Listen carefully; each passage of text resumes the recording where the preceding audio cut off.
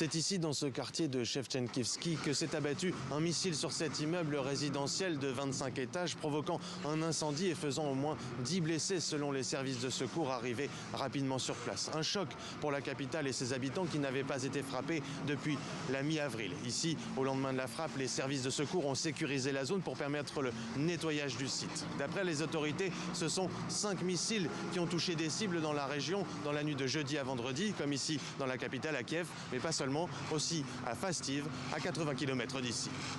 D'après les autorités, au moins 2 des 5 missiles qui ont frappé Kiev et sa région sont tombés ici, sur ces immenses hangars. Situé au sud-ouest de la capitale, Fastiv abrite un important complexe logistique ferroviaire et routier.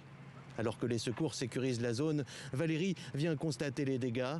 Propriétaire de cette entreprise de transport située juste à côté, il a tout perdu en quelques minutes.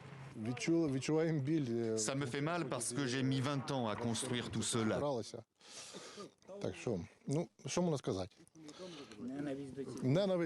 Que dire? Je ressens de la haine pour la Russie. Je ne trouve pas les mots pour exprimer mes sentiments. C'était une explosion très forte. J'ai un ami qui habite à 3 km d'ici et il a ressenti la déflagration dans tout son corps. D'après les premiers éléments recueillis ici par les autorités, les 2 missiles qui se sont abattus sur ce complexe logistique sont du même type que ces missiles de croisière Calibre, massivement utilisés pour bombarder l'Ukraine depuis le début des hostilités.